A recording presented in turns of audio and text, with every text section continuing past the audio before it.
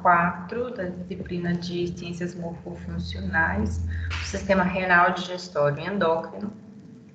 Hoje a aula ela contempla os sentidos. Essa aula, então, é a última da disciplina. A partir daí, a gente foca em membros inferiores e coluna lombar. A disciplina seguinte de membros inferiores é um pouquinho mais longa, né? Portanto, as aulas de quinta-feira elas vão ser um pouquinho mais demoradas. Vai ser semelhante àquelas que a gente fez presencial, né? Quem chegava lá tinha que ficar até as 10 mesmo, porque tinha bastante coisa para a gente falar.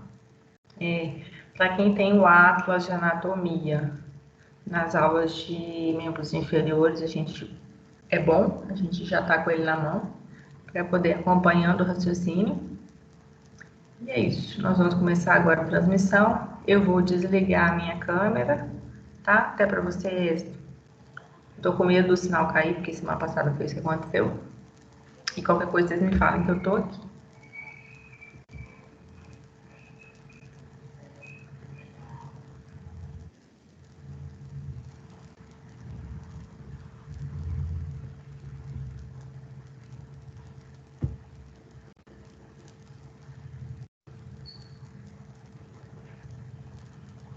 Estão vendo a minha tela, gente?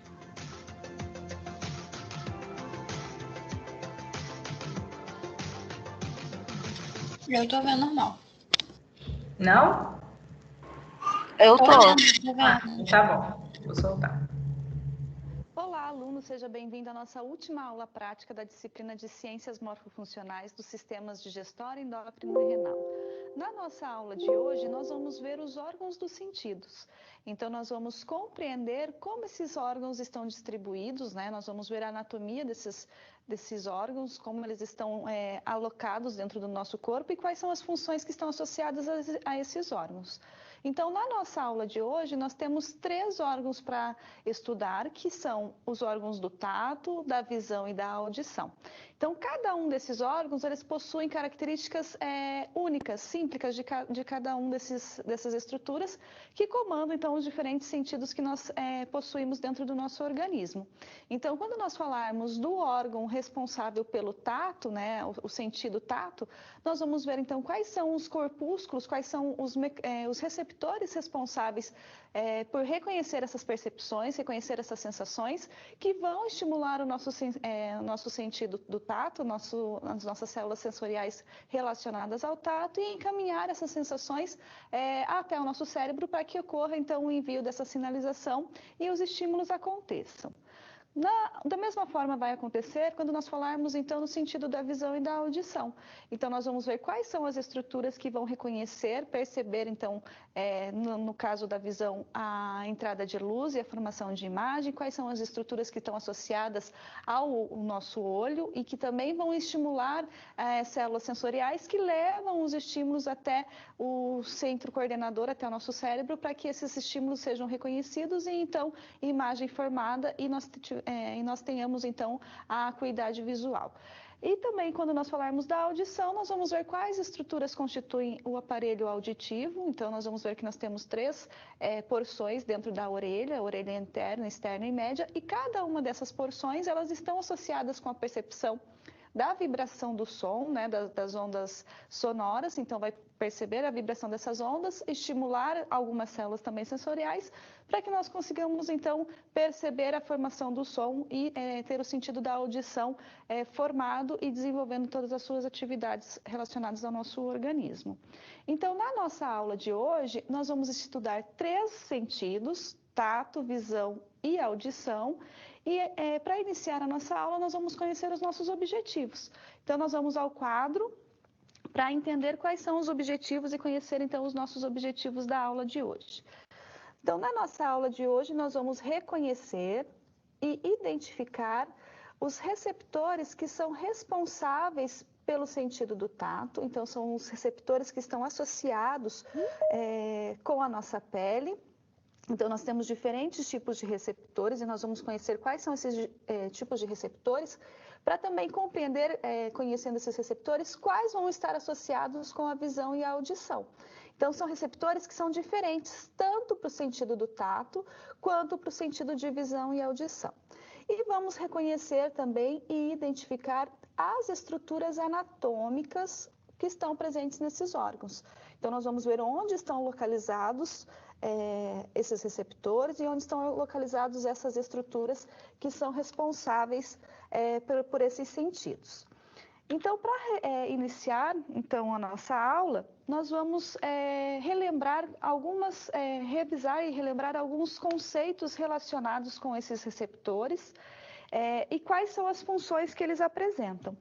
Então, quando nós temos o tato sendo desenvolvido, né, a percepção do tato sendo desenvolvido, nós temos alguns receptores que são responsáveis por pressão, por lesão, que permitem, então, esse reconhecimento. Então, quando nós vemos as percepções, quando nós sentimos as sensações realizadas por essas atividades de pressão, de lesão, nós temos receptores conhecidos como mecanorreceptores ou como nociceptores. Então, os mecanorreceptores, eles são receptores que estão associados com a força mecânica. Então, quando a pele ela sofre algum tipo de pressão, os receptores que têm essa função de mecanorreceptores, eles vão reconhecer esses estímulos e encaminhar essa informação até o nosso cérebro. Então, esses receptores, eles reconhecem esses estímulos a partir da deformação da membrana celular, relacionados com os dendritos. Então, com dendritos que são sensitivos. Então, nós sabemos que os neurônios, eles possuem uma região dendrítica, que é a região que vai ser responsável pelas sinapses. Então, ocorre uma deformação na membrana desses dendritos. Ou ainda, ocorre uma deformação nas células ciliadas que vão ativar as terminações nervosas sensitivas. Então, que vão ativar os diferentes receptores que estão presentes nesse caso, na nossa pele. E onde esses mecanorreceptores eles estão presentes? Eles estão presentes não somente no tato, né, porque eles são responsáveis por pressões cutâneas, mas também eles estão presentes no olfato, nas células olfatórias e também no aparelho auditivo, quando nós falamos da audição, porque nós temos o aparelho vestibular e a cóclea, que são órgãos responsáveis, então, em reconhecer as vibrações e que estão associadas com a formação do som e também com o equilíbrio, que possuem mecanorreceptores. Já os nociceptores, eles são receptores que estão distribuídos ao longo do nosso organismo e também eles estão associados com a percepção cutânea, porque eles são receptores que reconhecem e levam os estímulos quando ocorre uma lesão tecidual. Então, se ocorreu uma lesão tanto na parte externa, né, na nossa pele, na camada mais externa, quanto na parte interna ou algum dos nossos órgãos, uma vez que os nossos órgãos também têm revestimento epitelial, esses tecidos que são lesados, eles vão liberar substâncias químicas, então mensageiros químicos, que vão excitar as terminações sensitivas. E com isso, levam a informação até o cérebro, e esse cérebro, então, devolve a resposta em forma de dor. Então, o nociceptor, ele é um receptor para a dor que está localizada no tecido epitelial, então, dor cutânea. Outros tipos de receptores e que estão associados com o nosso próximo órgão dos sentidos que nós vamos visualizar são os fotorreceptores. Esses fotorreceptores, como o próprio nome diz, eles recebem estímulo através dos feixes luminosos, através da luz. Então, esses fotorreceptores, eles estão presentes principalmente nos cones e nos bastonetes da retina, que são, então, as células responsáveis pelo reconhecimento de cores, né, pela visão colorida ou a visão preto e branco, através desse estímulo realizado pelo feixe luminoso. Então, como que isso acontece? A reação fotoquímica, ela vai afetar a permeabilidade iônica da célula receptora. Então, ela afeta a membrana, onde ocorre trocas iônicas dessas células, e dessa forma, então, com a entrada de luz e com esse estímulo, é possível, então, o reconhecimento das cores através das células fotorreceptoras. E um último receptor, que está associado com das estruturas que nós vimos nas nossas aulas anteriores, que é a língua, são os quimiorreceptores. Então, os quimiorreceptores, eles possuem como estímulo substâncias químicas dissolvidas. E essas substâncias químicas, elas vão sofrer interação, e essa interação química, ela também vai afetar a permeabilidade iônica das células sensitivas. Então, ela também vai afetar a membrana plasmática que envolve essas células, enviando sinalização, então, para a percepção de sensações relacionadas com o olfato ou como, por exemplo, o paladar. Então, por isso que eles estão presentes, né, nas células olfatórias. Então, são chamados de osmorreceptores do olfato, porque vai afetar o equilíbrio osmótico entre essas células, e também do paladar, então do gosto, que é chamado de esteroceptores. Além disso, nós temos quimiorreceptores que estão presentes nos corpos caróticos, e aí eles são chamados de interoceptores.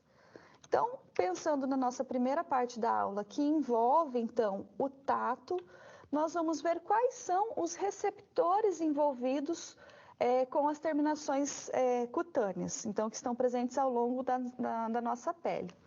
Então, dentro dessas terminações receptores que são responsáveis pelo tato, nós temos que a maioria dessas terminações, com exceção aqui das terminações nervosas livres, todos os outros, eles são receptores do tipo mecano. Então, eles são mecanoreceptores. Ou seja, eles vão perceber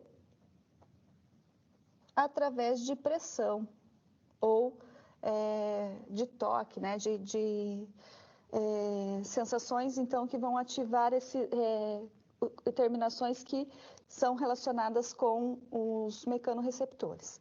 As terminações nervosas livres, elas possuem, além do mecanoreceptor, um nociceptor.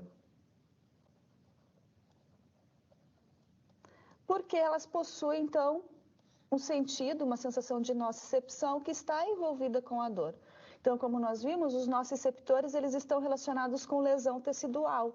Então, se ocorre algum tipo de lesão, tanto na nossa barreira externa, epidérmica externa, quanto nos nossos órgãos, os receptores de nocicepção estão presentes. Então, quando nós vemos as terminações nervosas livres, elas são, então, um tipo de receptor que está associado com o toque leve, com as variações de temperatura, então com calor e frio. E ainda ela está associada com outros receptores, como então receptores para a dor. E elas, então, têm essas terminações, elas recebem os seus estímulos e são reconhecidos porque os dendritos que constituem os neurônios sensitivos, eles não possuem a bainha de mielina, eles são não mielinizados.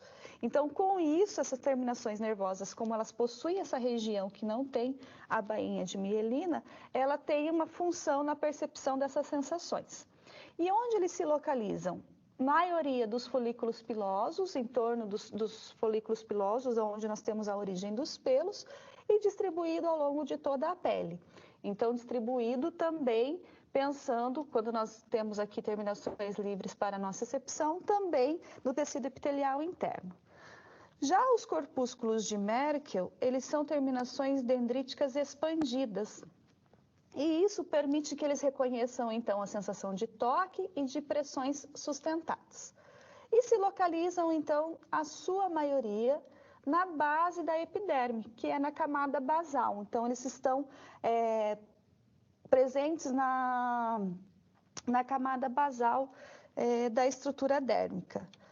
Os corpúsculos de Ruffini, eles são corpúsculos que têm terminações dendríticas mais alargadas, com uma cápsula alongada aberta. Então, nós vamos ver no nosso software, no nosso atlas digital, que esses corpúsculos, essas terminações, cada uma delas tem um formato diferente, e esse formato ele também está associado com a função que ela desempenha. Então, esse corpúsculo está associado com a pressão sustentada e ele está associado com pressão profunda, porque ele está na região mais profunda da derme e na hipoderme. O corpúsculo de Meissner, eles possuem, então, os dendritos dos neurônios sensitivos encapsulados por tecido conjuntivo. Então, ele vai perceber alterações de textura e vibrações lentas. E ele está mais acima, na camada superior, na porção superior da nossa derme, que é a camada papilar. E os corpúsculos de Pacini, eles também possuem os dendritos encapsulados por tecido conjuntivo, formando lamelas concêntricas, e isso permite que eles reconheçam vibrações rápidas, e também estão associadas com a pressão profunda. Quando nós temos associação com pressão profunda, é porque esses receptores eles estão na camada mais profunda da nossa derme. Então, eles estão mais na lâmina basal da estrutura da nossa derme. Então, são diferentes corpúsculos que nós temos, diferentes receptores associados, então, com essa estrutura. Então, no nosso atlas digital, nós vamos procurar reconhecer esses receptores, né, que estão distribuídos ao longo da nossa derme. Então, nós vamos ver os corpúsculos de Merkel, que está aqui na região da camada superficial, aqui das papilas dermais, o corpúsculo de Meissner, que também está associada com a camada mais próxima da derme, né, a mais externa da derme, e, em consequência, nós também temos ali terminações nervosas livres, presentes associadas com a região apical da derme. Mais abaixo, né, na região medial da nossa pele, nós vamos ter corpúsculos de Ruffini e o plexo de raiz do pelo. Então, aquelas terminações que vão envolver a formação folículo piloso. E ao final, aqui na camada basal, nós vamos ter os corpúsculos de Pacini, que são os corpúsculos que possuem esse formato e que está relacionado, então, com com as sensações de pressão mais profundamente. Então, nós temos dentro do sentido do tato, diferentes receptores que vão reconhecer diferentes sensações. Então, nós temos receptores que vão reconhecer desde um toque leve até uma sensação de pressão mais profunda, e cada uma dessas sensações, então, reconhecidas por esses receptores. Então, nós vamos conhecer quais são esses receptores no nosso atlas digital. Então, vamos ao quadro. Então, no nosso quadro, nós temos no nosso procedimento que reconhecer no nosso atlas digital, então, relacionados com o tato, o corpúsculo de Meissner, e o corpúsculo de Pacini, que vai estar distribuído ali na camada apical, os demais corpúsculos e também os nervos sensoriais. Então, nós vamos ao nosso atlas digital. Então, utilizando a nossa base OVID.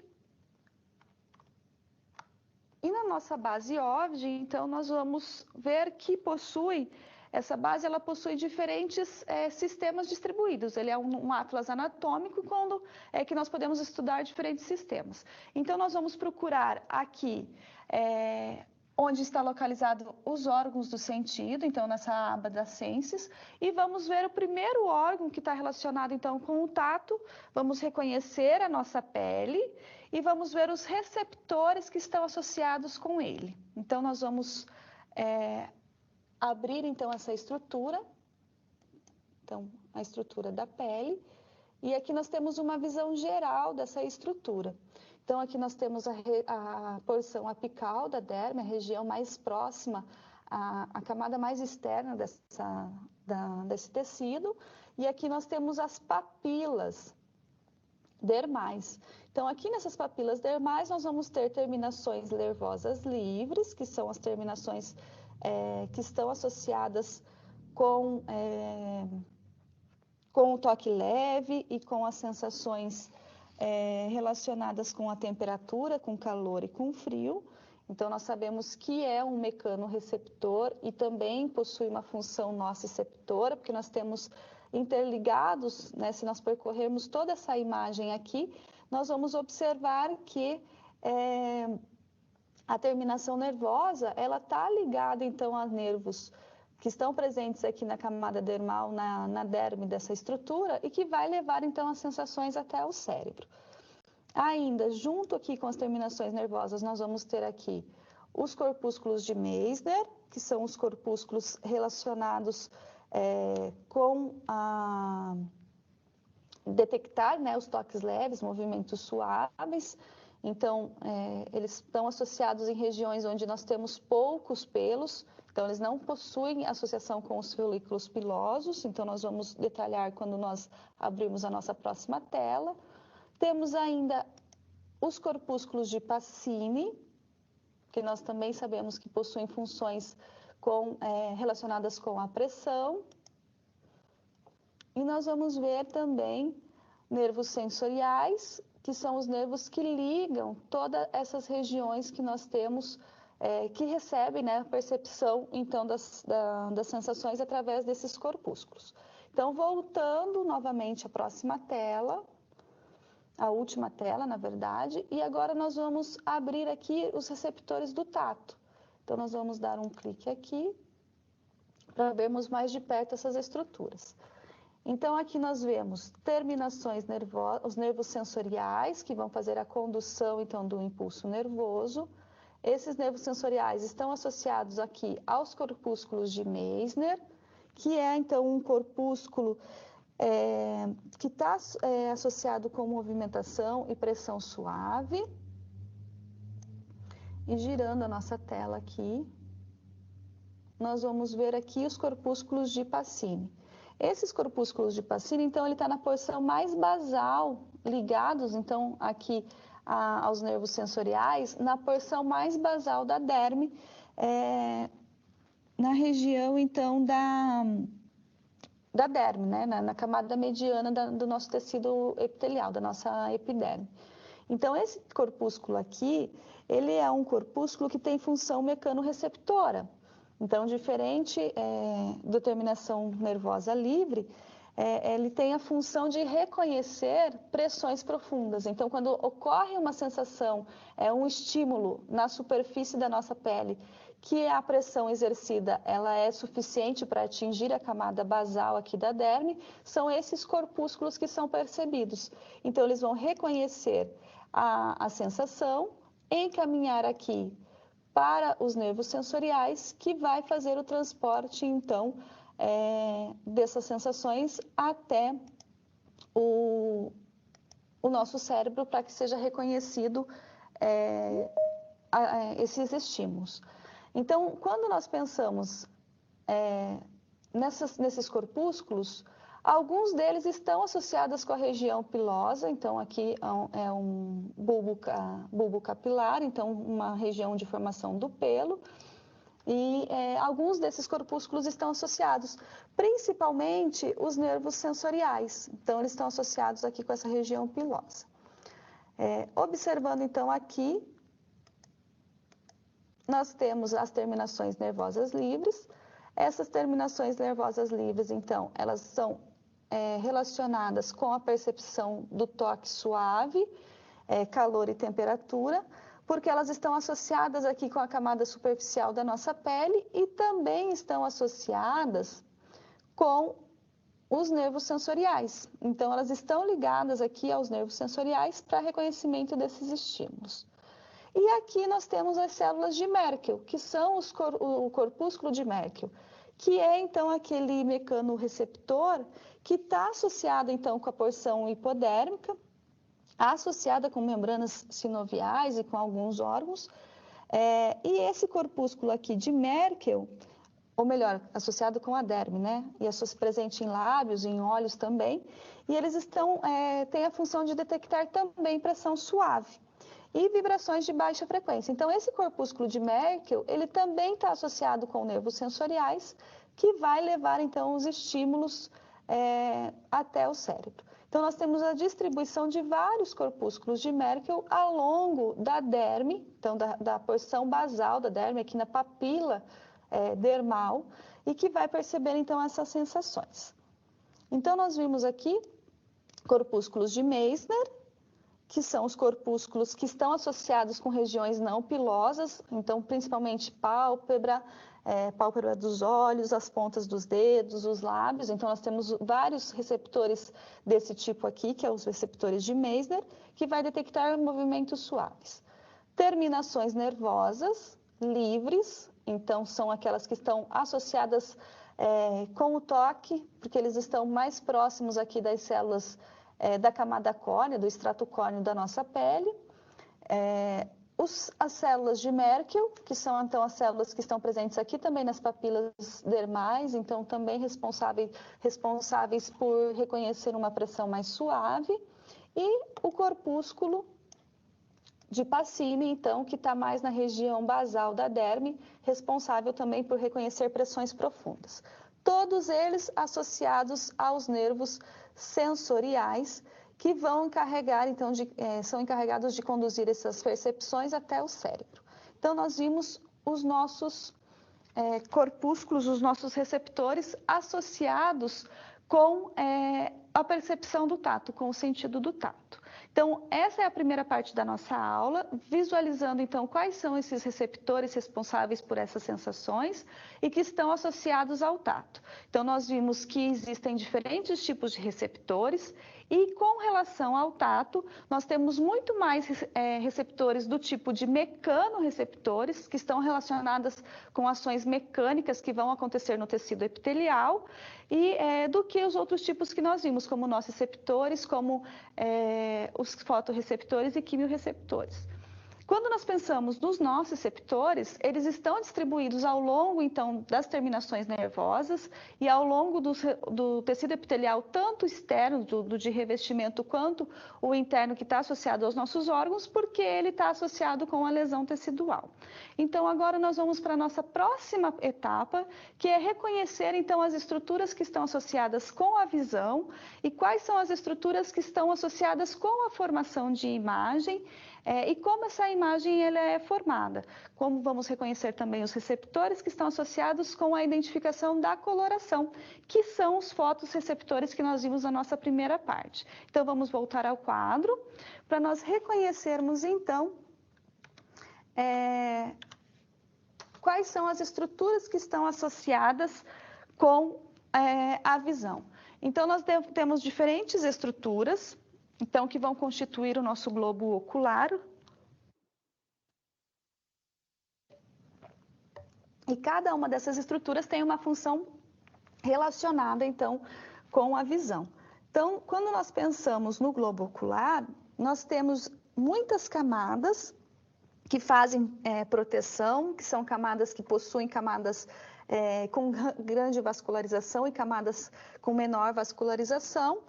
Temos lentes e temos organização dessas lentes que vão permitir, então, a entrada dos feixes de luz e a focalização, então, desses feixes de luz na retina. Então, quando nós pensamos no bulbo ocular, que é toda essa estrutura aqui que nós reconhecemos como globo ocular, ele possui diferentes estruturas. Então, ele possui uma túnica fibrosa. Essa túnica fibrosa, ela é formada por um tecido conjuntivo, e nós vamos ver na imagem como ela é caracterizada, e ela possui uma função que é de conferir forma ao bulbo. E além de conferir a forma, ela também vai fazer uma camada de proteção, porque ela é formada por tecido conjuntivo, e a gente sabe que tecido conjuntivo é um tecido que faz preenchimento, é um tecido que possui fibras que dão sustentação, então eles também podem ter essa função de proteção. Porém, essa túnica fibrosa que é formada, que é a conjuntiva do nosso olho, que é a camada mais externa do bulbo, ela é avascular, então ela não tem vascularização. Então, ali não chega vasos sanguíneos que vão fazer transporte. Temos a esclera, que é a camada mais externa posterior, que é o que nós chamamos de branco dos olhos. Então, ela tem função de suporte, de proteção do bulbo. Temos a córnea, e a córnea associada com as lentes, elas são responsáveis por transmitir e refratar a luz. Então, nós vamos ver que essas duas camadas, essas duas estruturas, elas têm a responsabilidade de focalizar a luz, o feixe luminoso na fóvea central, que é onde ocorre a formação da imagem. Nós temos, então, ainda uma camada coroide, e entre a camada de esclera e a camada que está, entre a camada de esclera e de retina. Então, essa coroide é a camada medial, é uma camada vascularizada, então é ela que vai trazer a nutrição através dos vasos sanguíneos ao globo ocular. Em conjunto com o bulbo, nós temos ainda um corpo ciliar, e esse corpo ciliar ele também é vasculado, tem vascularização. E ele vai fazer a sustentação da lente, que é o cristalino, através, então, de um ligamento suspensor. Além disso, ele tem a função de secretar o humor aquoso, que faz, então, o processo de lubrificação dos nossos olhos. E temos a íris, e associado à íris nós temos a pupila. Então, a íris é a porção colorida dos nossos olhos. Então, nessa porção da íris nós temos, junto com essas células pigmentadas, as fibras musculares lisas, e ela vai regular a quantidade de luz que vai entrar, então, na camada vítrea. Essa câmara vítrea, o humor vítreo, está associado com o preenchimento o preenchimento interno de todo o bulbo ocular. Então, vamos conhecer essas estruturas. Então, aqui nós temos a disposição dessas estruturas. Então, aqui nós temos a conjuntiva, que é aquela túnica mais externa que vai fazer o revestimento aqui do bulbo ocular, do nosso globo ocular. É uma membrana que não tem vascularização, então nessa membrana não chega, não ocorre as trocas que são realizadas pelos vasos sanguíneos, pela corrente sanguínea. Logo abaixo da conjuntiva, nós temos uma camada, que é a camada mais externa do globo ocular.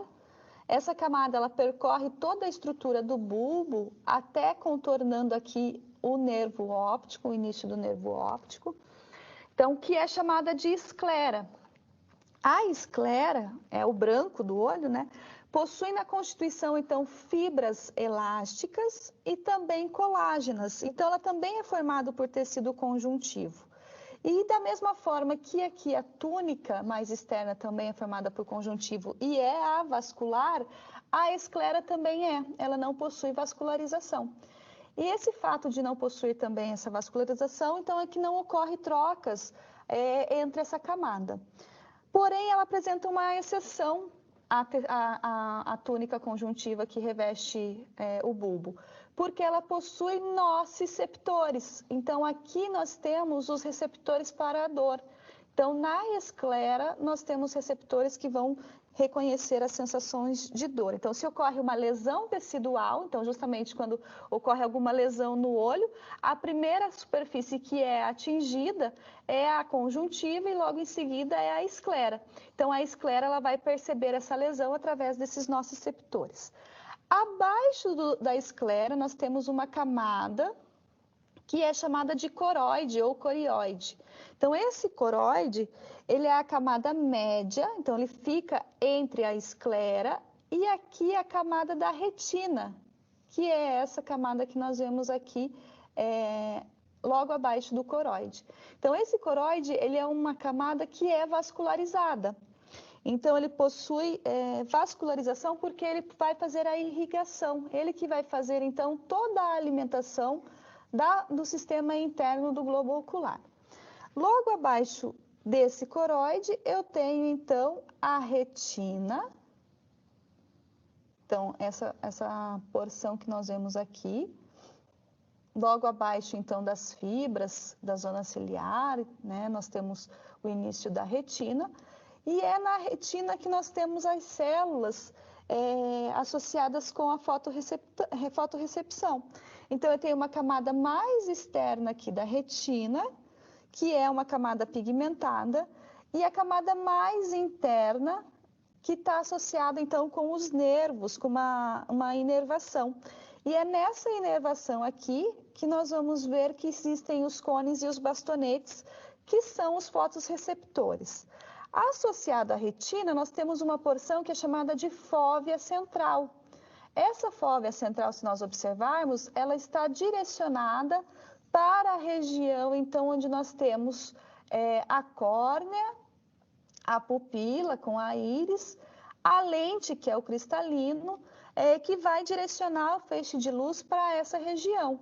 Então, é aqui na fóvea que ocorre a recepção dessa imagem, da imagem, e que ocorre, então, a leitura dessa imagem, que vai ser, então, levada essa informação através do nervo óptico até o cérebro para o reconhecimento da estrutura. O feixe luminoso, quando ele passa por essa estrutura, ele vai ser desviado. E por isso que ele vai atingir a retina em qualquer direção. E com isso ele vai estimular as células do bastonete e dos cones para fazer a percepção da coloração. Porém, para a formação da imagem, esse feixe luminoso ele é refratado aqui na porção da fóvea central. Então, ela é uma área onde nós temos a maior acuidade visual, onde é responsável, né, pela formação da imagem nítida. E essa, então, fóvea, ela é contornada junto com a retina por uma mácula lútea, onde nós temos grande concentração de células do cone. Então, nós vamos conhecer quais são as diferenças entre células do cone e dos bastonetes. Ainda, nós temos aqui uma região de fibras da zônula ciliar, ou chamado de corpo ciliar. Então, essa região ciliar, ela é formada por feixes de musculatura lisa, então é responsável pela contração aqui das lentes e também da contração da pupila e da íris, então é essa região aqui. Então, por isso que a íris, a pupila, ela aumenta e diminui o seu diâmetro por conta dessa musculatura da zona ciliar.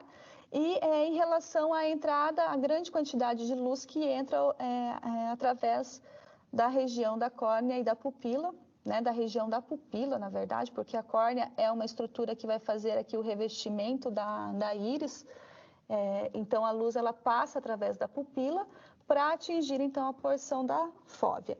E a função da córnea, junto com a lente com o cristalino, é focalizar esses raios solares que vão entrar, raios luminosos, né, não só solares, o feixe de luz, através da pupila até a fóvea central.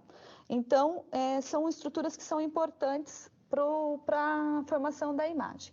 Nessa cavidade anterior e posterior, aqui nós temos o humor aquoso, que é, então, o mecanismo de lubrificação dessas lentes aqui, tanto dessa região, né, da porção, então, anterior do globo ocular. E aqui dentro, nós temos o humor vítreo, que está, então, na câmara vítrea. Esse humor vítreo, ele é importante também porque ele vai estar associado com a parte de refração dos raios luminosos que vão entrar pela pupila. Então, para nós compreendermos como que ocorre a formação da imagem, nós temos que os raios, os feixes luminosos, eles vão atravessar a pupila. Quanto mais quantidade de luz, né, em menor quantidade, esses músculos aqui eles vão reconhecer e vão contrair a pupila, então por isso que nós temos a dilatação e a retração dessa região. Então esse feixe luminoso ele sofre refração dentro aqui da câmara vítrea, através do humor vítreo, e esses raios eles são direcionados, eles vão atingir todas as partes da retina, mas eles são direcionados à fóvea central. Então, é aqui na fóvea central que eles são reconhecidos, ocorre a estimulação do nervo óptico, e quando ocorre a estimulação do nervo óptico, ele vai levar essa informação até o nosso cérebro, lá no lobo occipital, onde, então, ocorre a formação da imagem da forma correta. Porque, na verdade, quando os raios eles são refratados aqui, ocorre uma distorção, uma inversão da imagem, da visualização dessa imagem.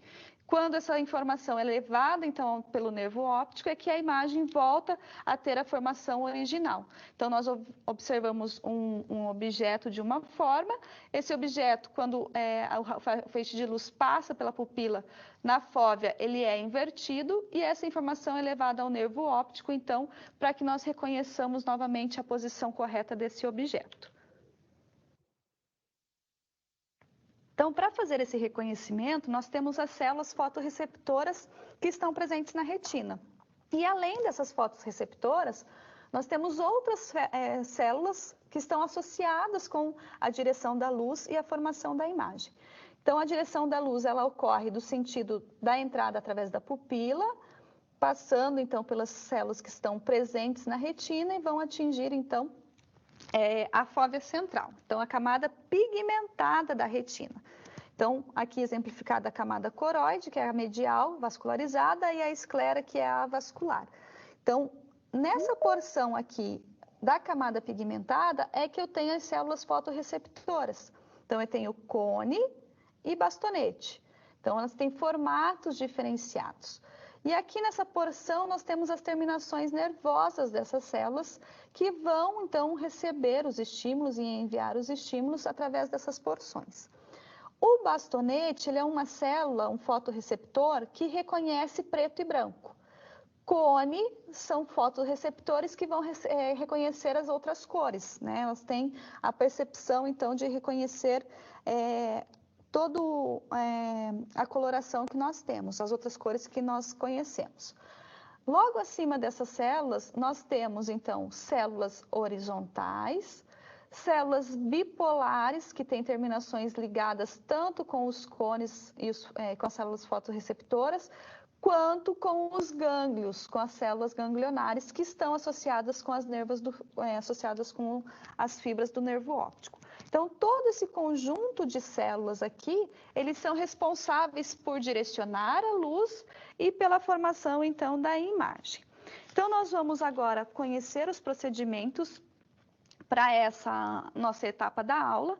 Então, no nosso atlas digital, nós vamos ver a esclera, vamos ver todas as estruturas anatômicas que estão relacionadas, então, com o órgão da visão. Então, vamos ver a esclera, a córnea, a íris e a pupila, que são, então, responsáveis pela entrada do feixe luminoso e direcionamento desse feixe luminoso até a retina.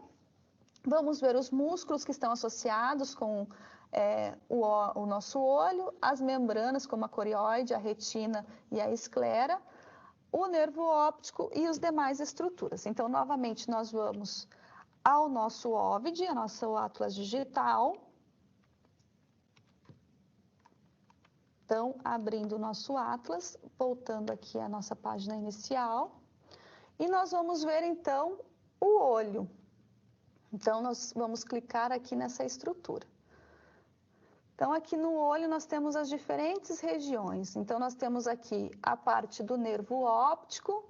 Então, esse aqui é o conduto do nervo óptico. Então, nós temos diferentes fibras que vão constituir o nervo óptico. Então, aqui, além das fibras que constituem o nervo, nós temos a vascularização.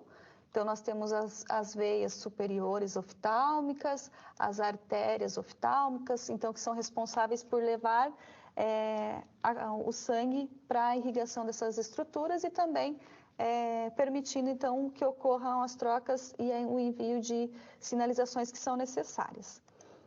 Então, aqui é uma glândula lacrimal. Então, vamos remover essa glândula aqui para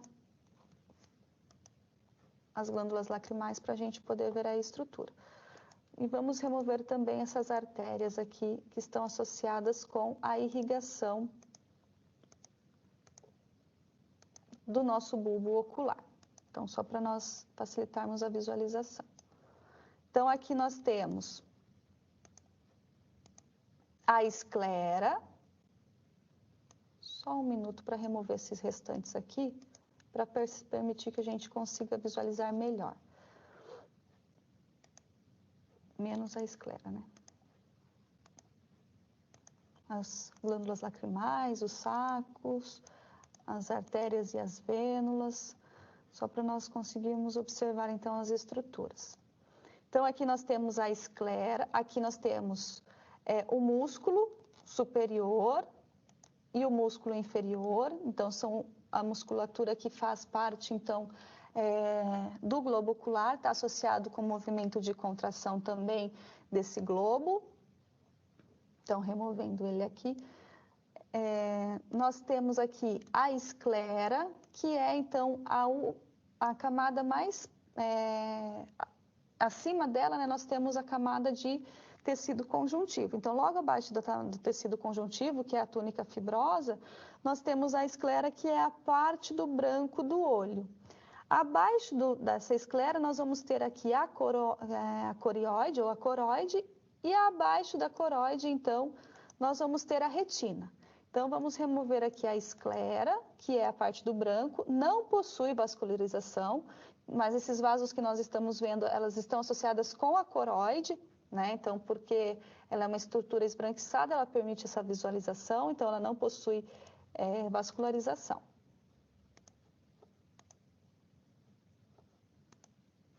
Então, só remover aqui a esclera. Então, aqui nós temos a coroide, que é a camada medial. E logo abaixo da coroide nós temos a retina, que é onde ocorre, então, onde estão presentes as células do cone e do bastonete, que são as células fotorreceptoras. Então, estão presentes aqui nessa região, que vai, então, envolver o globo ocular. Então, a retina, ela está associada aqui com os músculos ciliares, ela não está associada desde o início, ela não está presente desde a parte anterior aqui do globo ocular. Ela inicia a partir dos músculos ciliares, do corpo ciliar. Então, ela vai aqui revestindo, remover esse músculo, essa musculatura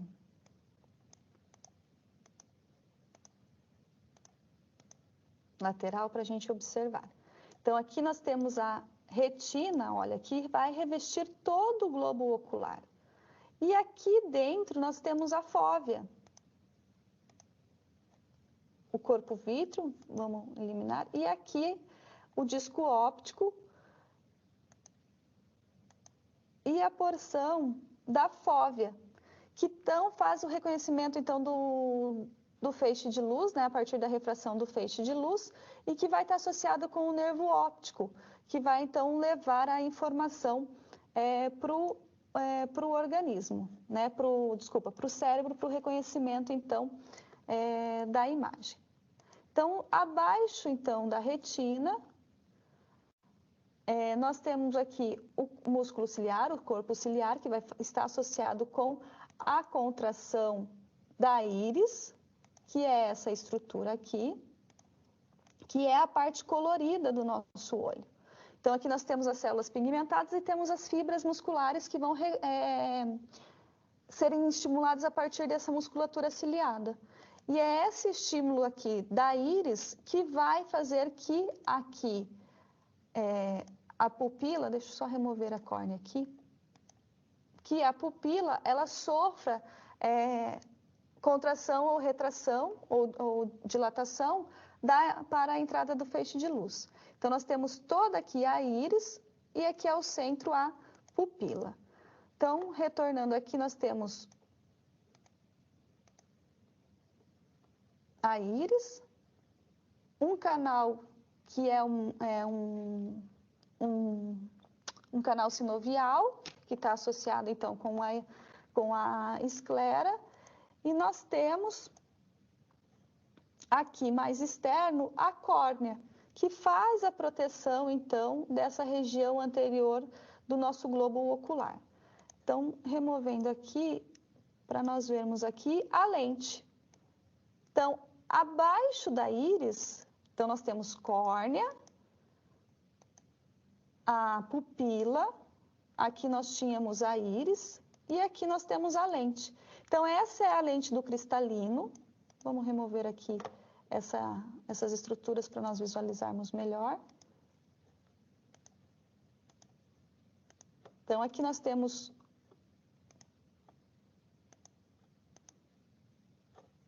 retornar aqui. A lente, fazer a remoção dessas estruturas.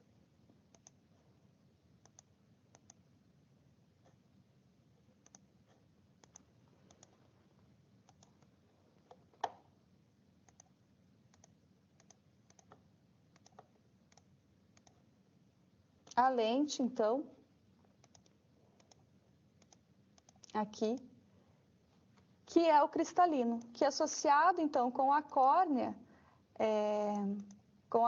que fica aqui à frente, então, da pupila e da íris, vão conduzir, então, um feixe de luz que passa pela íris, aqui passando pela lente, e vão levar, então, até a fóvea, como nós vimos, que está associada aqui com o nervo óptico. Então, aqui são as estruturas que estão associadas com o bulbo ocular e associadas, então, com o sentido da visão. Então, quando nós pensarmos no sentido da visão, na estrutura principal, que é o globo ocular, ele tem várias outras estruturas que estão associadas a ele, que vai permitir a formação da imagem. O importante é que a passagem do feixe de luz pela pupila, que é controlada pelas fibras ciliares associadas com a íris, por isso faz a contração e a dilatação da pupila, esses feixes luminosos eles são direcionados pela região córnea e pela região da lente para dentro do globo ocular, e ele vai sofrer esses feixes, refração dentro do globo ocular, atingindo a retina em diferentes pontos, que são então os estímulos que vão atuar nas células fotorreceptoras e principalmente atingindo na fóvea, que é onde nós temos associada com o nervo óptico e é onde ocorre então o ponto central onde ocorre a formação da imagem. Lembrando sempre que nesse ponto a imagem ela é formada de forma invertida e ela é corrigida quando essa informação é levada então ao nosso cérebro e ocorre então a leitura dessa imagem tendo a correção então da formação. Então agora nós vamos ver o nosso último órgão do sentido da aula de hoje, que é a audição. Então nós vamos retornar ao nosso quadro e vamos conhecer quais são as estruturas que estão associadas com a audição. Então, na audição, nós temos associados com a audição, nós temos três regiões, então há uma divisão entre essas regiões, entre essa estrutura, que é a orelha média, a orelha interna e a orelha externa. Então, nós sabemos que para a audição ocorrer, a vibração, as ondas sonoras, elas devem atingir, então, a orelha externa. Então, é a orelha externa que faz a captação das vibrações das ondas sonoras, ou melhor, a captação das ondas sonoras. Então, as ondas sonoras, elas vão bater aqui na região da orelha, que é essa porção, então, cartilaginosa, né, que é formada, então, por tecido conjuntivo elástico, por cartilagem, e elas vão ser conduzidas através do meato acústico externo, que é esse canal que fica entre o tecido ósseo que vai fazer parte dessa estrutura.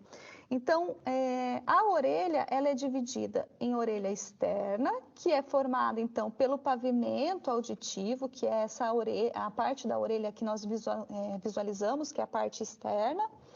Essa orelha ela possui uma região de hélice, que é mais superior, e aqui a porção do lóbulo, que é a porção inferior. E aqui nós temos o canal do cônduto auditivo, que é chamado de meato acústico externo. Então, as ondas sonoras chegam, são conduzidas, né, batem aqui no pavilhão auditivo e são conduzidas pelo meato acústico externo. Esse meato acústico externo, ele está associado aqui com o tímpano. Então, o tímpano, junto com o meato acústico e o pavimento auditivo, fazem parte da orelha externa.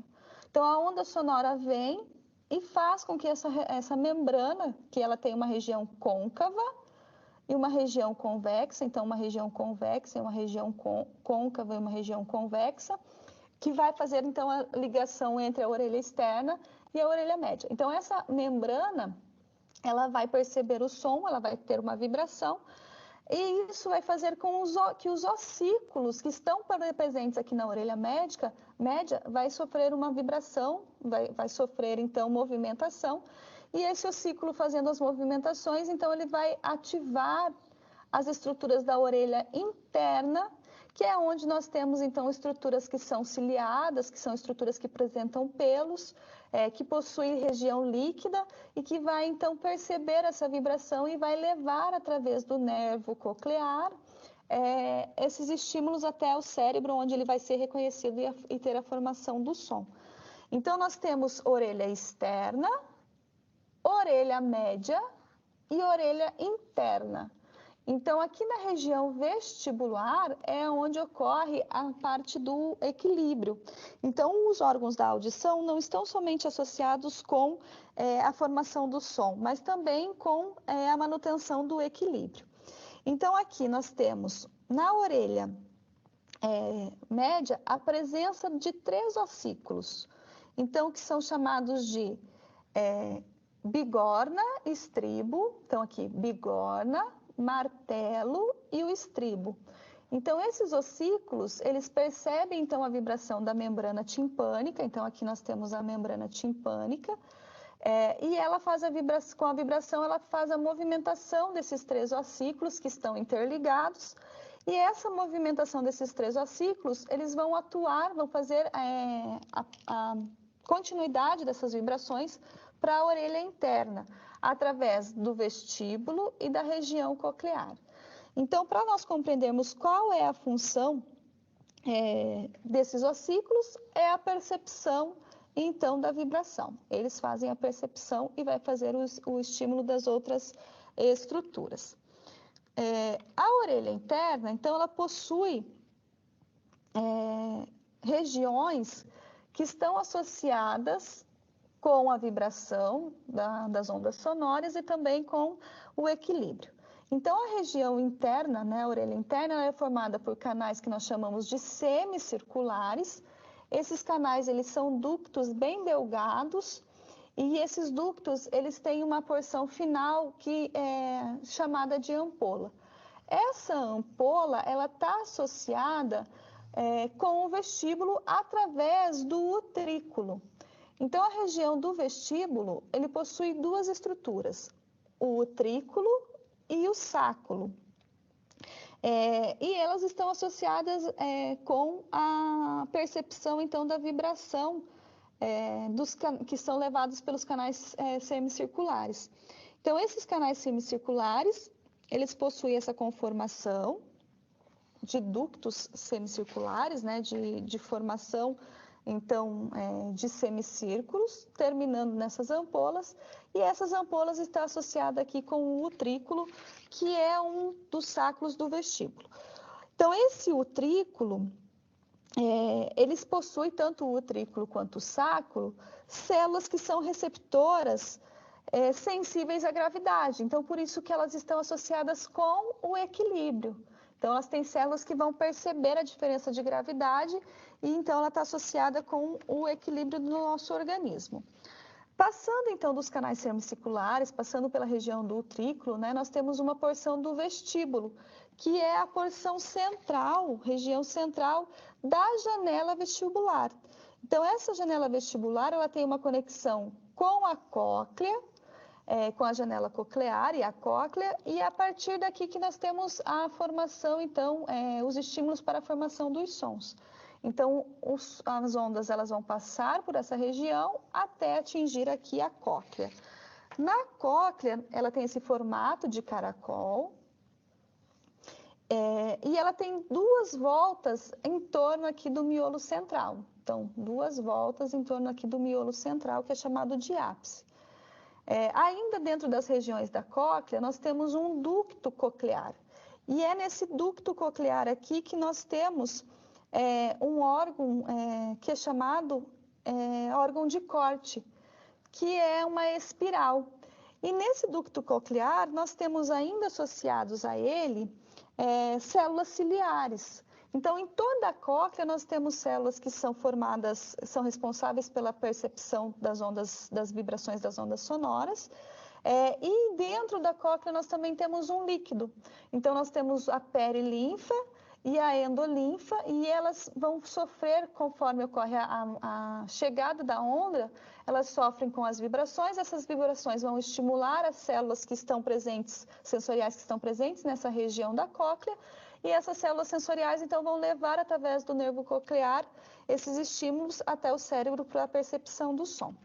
Então nós vamos visualizar novamente no nosso atlas digital as estruturas que estão associadas com a audição. Então, nós vamos ver o pavilhão auricular e o meato acústico e a membrana do tímpano. Esses três, eles estão associados com a orelha externa, com a parte externa da audição. Os ossículos, que estão associados com a orelha média, e o vestíbulo, a cóclea, os canais semicirculares e o nervo vestíbulo coclear, que está associada com a orelha interna. Então, a junção das três estruturas, das três regiões, é que permitem, então, que a audição aconteça. Então, novamente, nós vamos ao nosso OVID, ao nosso Atlas Digital, para fazer a visualização, então, da região das estruturas associadas com a audição. Então, aqui nós vamos abrir primeiro a parte da orelha, para nós entendermos a orelha externa. Então, aqui nós temos, na orelha externa, o pavilhão auricular, que é então formado, é a parte visível do sistema auditivo externo. Então, aqui nós temos essas dobraduras da cartilagem, e essas dobraduras aqui, elas são responsáveis por conduzir as ondas sonoras pelo cônduto auditivo. Então, aqui nós temos o meato, né, a concha auricular, a onda chega e bate nessas estruturas e são conduzidas, então, aqui pelo meato acústico externo, que é um canal que fica entre a porção óssea, né, da orelha, dos órgãos da audição. Então, aqui nós temos a parte da hélice e aqui a parte do lóbulo auricular. Então, todos constituindo o pavilhão auricular, que é a parte externa, então, da orelha média, da orelha externa. Então, aqui nós temos o meato acústico, e o meato está associado aqui com a membrana timpânica, que tem uma parte convexa, côncava, na verdade, aqui no meato acústico, e uma parte convexa, que está associado, então, com a orelha média. Então, as ondas sonoras, elas vão atingir aqui essa membrana, e essa membrana, ela vai, com a vibração, ativar os ossículos que nós temos. Então, o martelo, a bigorna e o estribo, que são os três, então, ossículos menores do corpo humano, que fazem, então, o reconhecimento dessa vibração e que está associado aqui com a região da orelha interna, que nós vamos detalhar mais à frente. Então, parte da orelha externa, orelha média e orelha interna. Voltando, então, à nossa página inicial, nós vamos ver, então, a orelha média. Então, orelha média, melhor visualização, nós temos aqui o martelo, a bigorna. Então, aqui, a bigorna, são divididas em duas regiões, região de corpo e a região alongada. E essa bigorna está associada, então, ao estribo. Então, o estribo, ele possui vários ossículos que vai dar origem, formação a essa estrutura. E é o estribo que está associado aqui com a região do vestíbulo, que faz parte da orelha interna. Então, aqui que vai acontecer a vibração, vai ser transmitida a vibração inicial na estrutura da orelha interna. Então, voltando à nossa página inicial, vamos ver a orelha interna. Então, aqui nós temos região de vestíbulo, canais semicirculares. Esses canais, então, eles terminam nas ampolas, e essas ampolas estão, vamos mudar a visão, a visualização. Então, essas ampolas, elas estão associadas com o vestíbulo. Essa região do vestíbulo, nós vimos que existem duas estruturas em formas de saco. Aqui, próximas com a ampola, nós temos uma região que é o utrículo, que é a região, então, que está responsável pela parte do equilíbrio, porque é aqui que nós temos o labirinto. Então, a membrana é o labirinto membranáceo. Então, nós temos um labirinto ósseo, que é a parte do vestíbulo, e internamente nós temos um labirinto membranáceo, que então vai estar associada com o utrículo e com o sacro. Então, eles têm a função de percepção do equilíbrio, porque existem células que são ciliadas e são sensíveis, ou melhor, células sensíveis à gravidade. Então, esse vestíbulo, ele está associado aqui com a cóclea. Então, visualizando pela parte posterior, aqui nós temos a cóclea. Essa estrutura aqui é chamada de rampa do vestíbulo.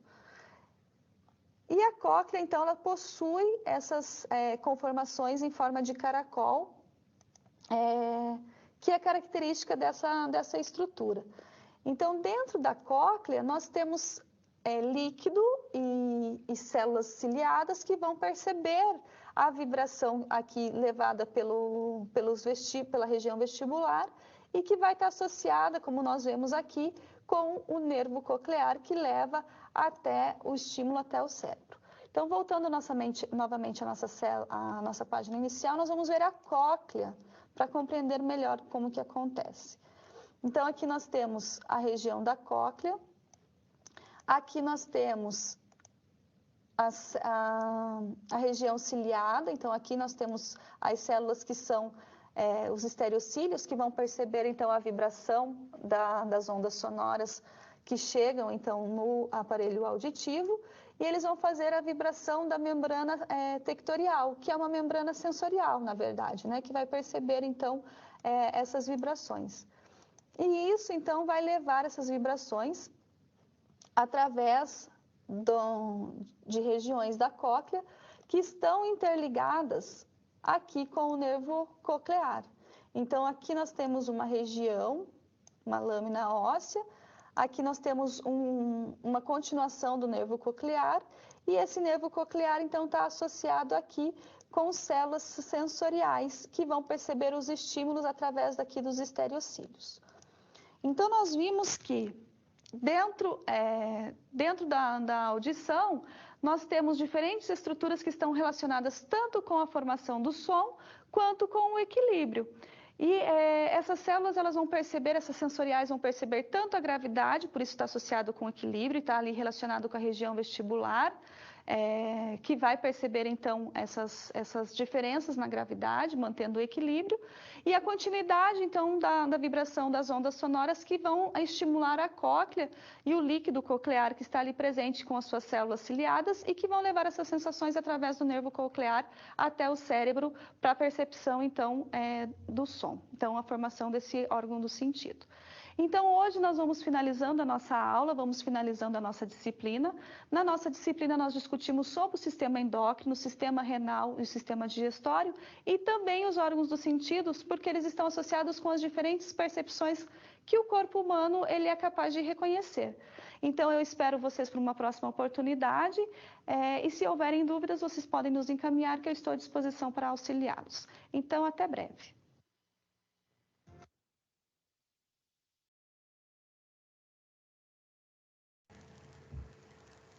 Olá, pessoal, estão acordados ainda? Então, hoje a aula foi sobre tato, visão, audição, equilíbrio, né?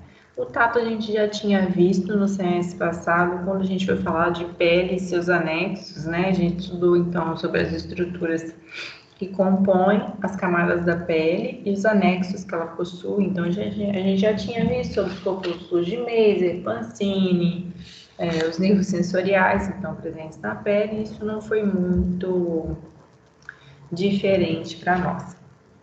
Agora, com relação ao globo ocular, a gente pode perceber, então, que cada camada do globo ocular ele tem uma função que é insubstitutiva por outra camada, né?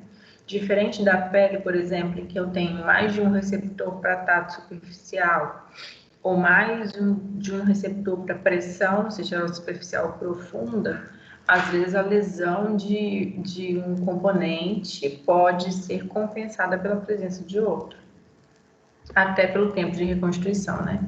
Já no globo ocular, não. Cada camada tem uma participação específica, visto que ele conduz uma informação até o nervo óptico.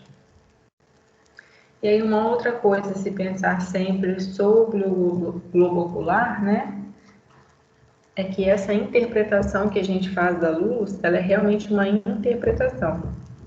A nossa visão, ela reflete o mundo de forma invertida para o nosso cérebro. E a gente não vê ao contrário, porque a nossa visão, ela é interpretativa. Então, eu sei que a árvore está em pé, porque eu aprendi que ela está de pé.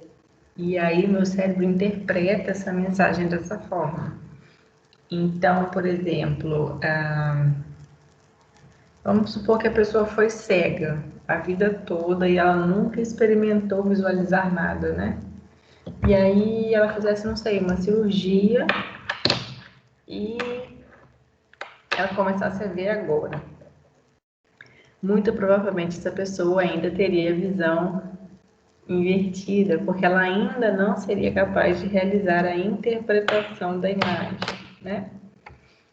A outra questão é aquilo que a gente chama de déjà vu, né? Que é, eu acho que eu já vi isso.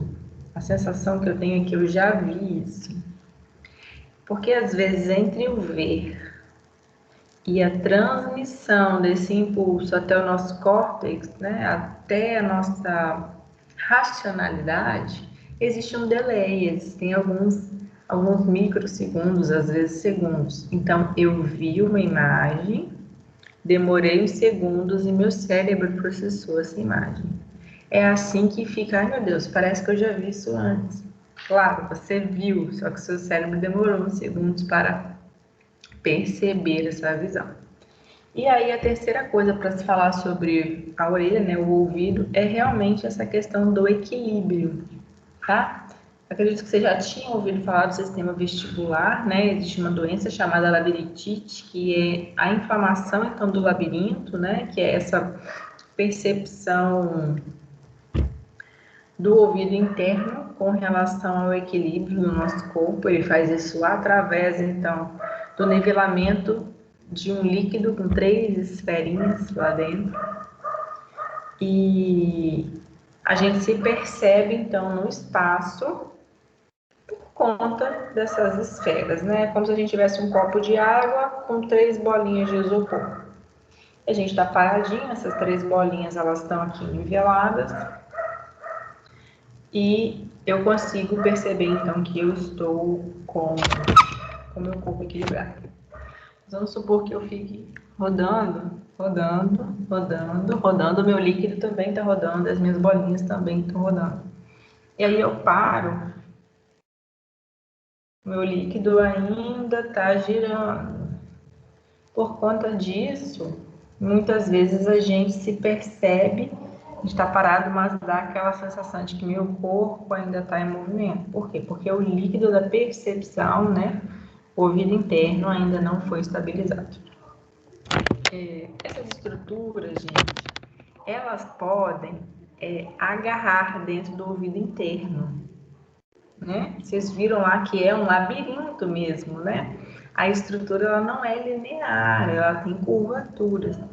Então a gente pode sim ter uma estrutura do equilíbrio agarrada aonde não deveria. E existem manobras fisioterapêuticas para isso, vocês acreditam? Nayana sabe fazer? Não.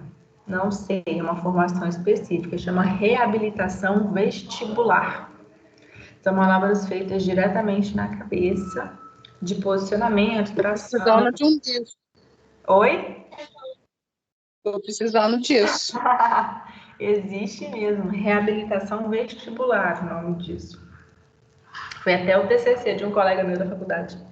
É muito específico, assim, tem que fazer formação. Eu não conheço nenhum fisioterapeuta que faça essa técnica, mas são técnicas para reabilitar a questão do equilíbrio. Então, para as Quando meninas, você conhecer, você me apresenta. para as meninas que estavam me perguntando no início da aula, né, que ela estava perguntando sobre o que o fisioterapeuta faz, né?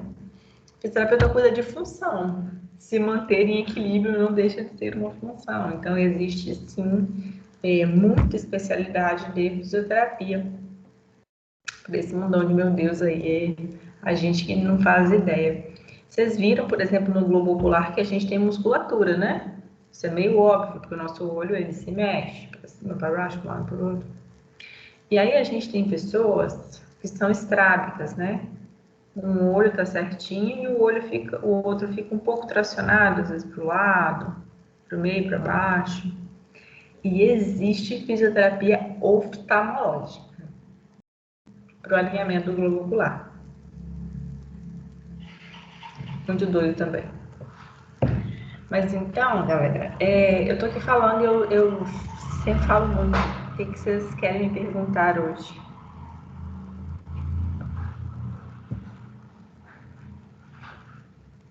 Além da Daniela, que é o contato de alguém que faz reabilitação vestibular.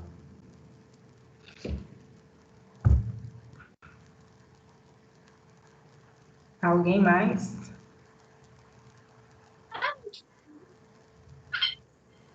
Conseguiram, gente, por exemplo, identificar no olho? Não sei se vocês conhecem alguém que fez cirurgia, por exemplo, de catarata, né? Ele vai falar assim: ah, eu coloquei uma lente e essa lente não sai.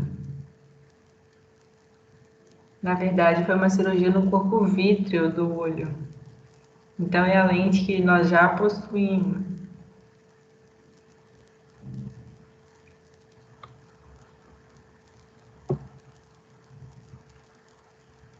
Daiane, no caso você estava falando da cegueira aí,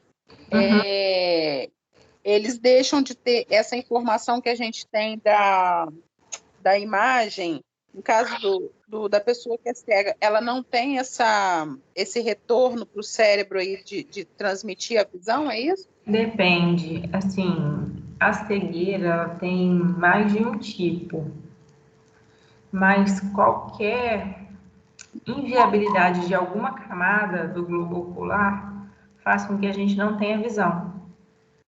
Então, a gente pode ter uma cegueira aqui na íris, né? Como a gente pode ter uma deficiência do corpo vítreo, como a gente pode ter alguma deficiência da retina. Então, existe mais de um acometimento visual. Tem pessoas cegas, por exemplo, que veem luzes fortes. Então, existe mais de um tipo de cegueira. Mas qualquer lesão no olho, em qualquer camada, ele pode produzir cegueira. Ou uma deficiência visual grave, né? A pessoa não é completamente cega, mas ela fica com esse sentido praticamente inviável. Tipo descolamento de retina, assim, né? Tipo Quando a de pessoa tem descolamento de retina. Isso. Tipo de descolamento de retina, por exemplo.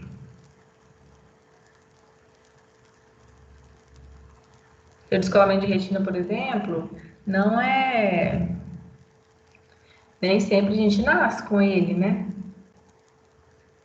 E pode acontecer, por exemplo, por uma tração mecânica no globo ocular, coceira no olho. Então, muitas, é como eu falei, qualquer lesão em qualquer camada do globo ocular pode produzir cegueira. A sorte é que a gente tem dois olhos, né? Então, um geralmente compensa o outro. Tanto que a gente não vê duas imagens, né? A gente vê uma só. Mas a professora não falou isso na aula, mas eu já vou complementar isso para vocês. Visão é um sentido, equilíbrio é outro sentido. Porém, a combinação dos dois melhora o equilíbrio. Por quê? Porque a visão te permite percepção de espaço, que o equilíbrio não te permite percepção de espaço. Para quem já participou, não sei, já teve obra em casa, conhece algum pedreiro, o equilíbrio é como se fosse o nível do pedreiro, né? Aquela aguinha com uma bolinha de ar, né? É o nível. A gente vai se mexendo E aí a gente tem noção de que, opa, estou fora do nível. Mas a minha visão, então, é um complemento disso para que eu me perceba com relação ao espaço. Então, quando a gente vai fazer testes de equilíbrio em alguém, a gente sempre testa o equilíbrio e depois testa o equilíbrio na mesma posição com os olhos fechados.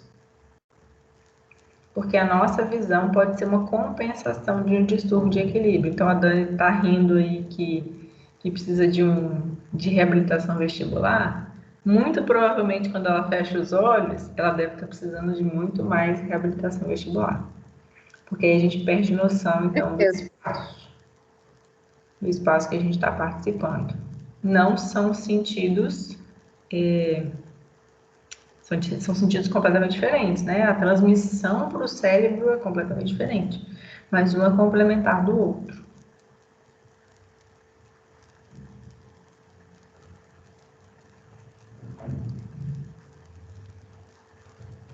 Mais alguém, gente? Pelo menos para me contar que está chovendo, o que não está chovendo. Dayana, eu não sei se sou só eu que tem algum probleminha, mas eu não consigo acompanhar muito bem essas aulas que são passadas. Eu tenho que procurar outros vídeos, outros meios para eu poder tentar aprender alguma coisa. Existem alguns mecanismos que podem te ajudar. Eu não sei se você já experimentou, mas ouvir com fone. Com fone de ouvido. Isso aí eu já tentei, mas também não deu. Ó, fecha o quarto, no caso, meus pais já estão dormindo, não tem barulho nenhum. Só que, cara, não dá. A mulher, eu acho que é um assunto um pouco complicado, que, tipo, é muito corrido. Ela tem pouco tempo para ela poder falar tudo que tem que falar. Aí eu me perco quando eu vou entender uma parte, ela já tá lá em outra e eu desisto. Eu não sei se é exatamente muito corrido, mas assim, o vídeo não tem edição, né?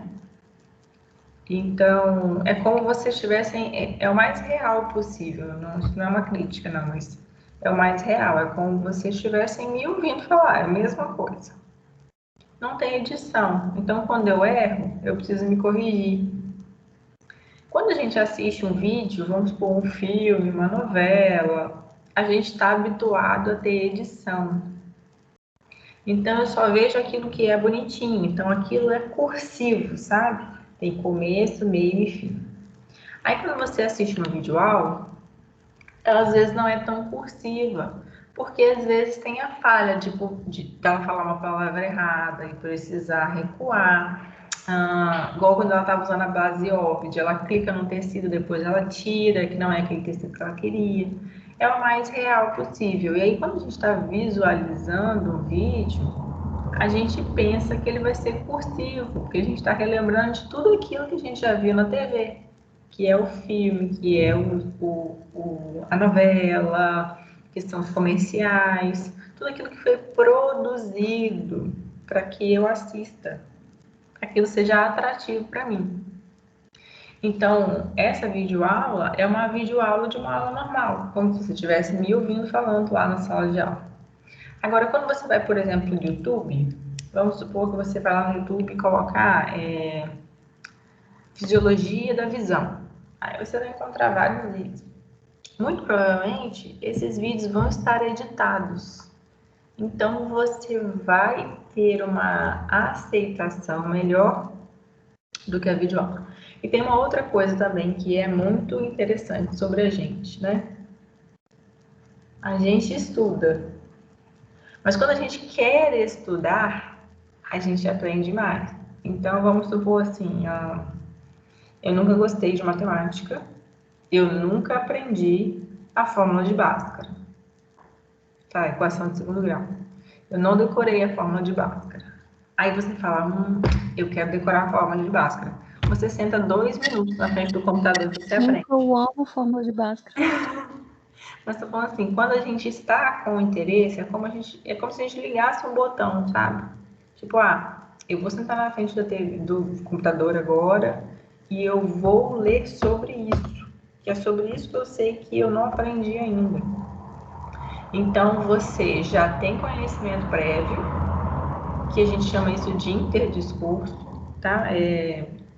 Eu já ouvi falar sobre o assunto, eu não sei tudo sobre ele. Eu já ouvi falar sobre esse assunto. Então, eu quero saber mais. E aí, quando eu vou em busca de conhecimento a partir do momento que eu já ouvi falar de alguma coisa, é mais fácil. Por exemplo, quando eu vou falar com vocês sobre contração do músculo cardíaco, vamos supor, né? Vamos falar de contração do músculo cardíaco. Vocês não sabem exatamente ainda como funciona, mas vocês já têm uma ideia de que no músculo estriado esquelético, por exemplo, a gente já falou da junção neuromuscular, e aí a gente sabe que no músculo estriado cardíaco provavelmente também tem a junção neuromuscular. Então você já deduz algumas informações. Agora, se eu falasse para você que eu vou dar uma aula sobre carcinomatose peritoneal, vocês iam olhar para mim e falar, o quê? Eu nunca ouvi falar sobre isso. Então, quando a gente nunca ouviu falar sobre o assunto, a nossa taxa de absorção sobre ele é muito menor. E aí realmente chega para a gente com um pouco de estranheza. Quando a gente já ouviu falar do assunto, mesmo que seja numa taxa mínima, digamos assim, eu não tive um bom aproveitamento, mas eu já ouvi falar nesse assunto, e olha, eu liguei meu interesse sobre ele, eu quero ir atrás disso, aí a gente aumenta o nível de absorção do conhecimento, é assim mesmo. Mas uma dica é sempre assistir de fone, é uma boa tática. Eu tenho desligado a câmera, gente, porque assim, eu me mudei de casa, né? Casei e tal, então estou me adaptando à casa nova, aos barulhos novos. E aí eu também estou tendo um pouquinho dessa dificuldade. Aí eu fico aqui parecendo um ETzinho de fone de ouvido, porque é uma maneira de fechar a concentração do mundo ao redor. Alguém mais tem alguma pergunta? Mas vamos lá, gente. Sei que nem todos aprenderam ainda sobre o visual. Ó, o Fábio, a gente está vendo o tupete do Fábio. Mas a gente está vendo o tupete do Fábio ao contrário. O nosso cérebro que deduz. Essa daqui é minha concorrente da Utivix. Calma aí que eu não tô vendo ela. Desce, você só mostrou a testa dela. Aê! Nossa, de aula.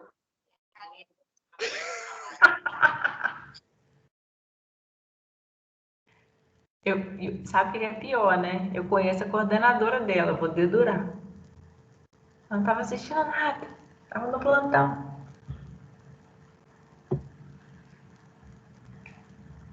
Bom, gente, eu acho que por hoje é só. Quando a gente puder se encontrar, o quinto período me pediu para fazer umas oficinas, assim, até para a gente treinar mais manobra, né? Que eles estão na fase de treinar algumas manobras. E aí eu vou abrir para vocês participarem também. Provavelmente deve ser aí aos sábados de manhã, tá? E aí eu aviso para vocês. A gente vai, se a faculdade liberar, mas eu acredito que a Vânia vai liberar sim. Vamos só deixar essa onda ruim dar uma diminuída. Foi um assunto que já surgiu no nosso grupo, né? É um assunto que é sempre bom a gente lembrar, que é o da filantropia, principalmente agora. Tem muita gente passando dificuldade, tem muita gente sem ter o que comer,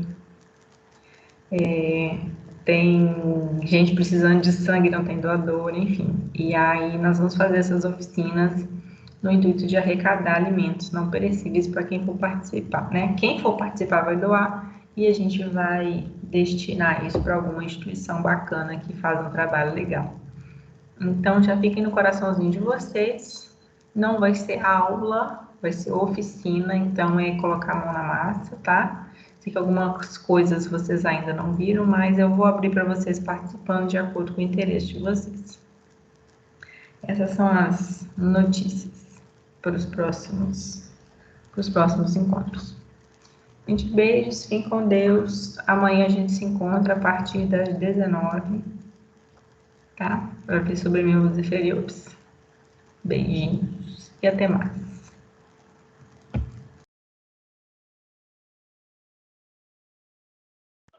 Boa noite.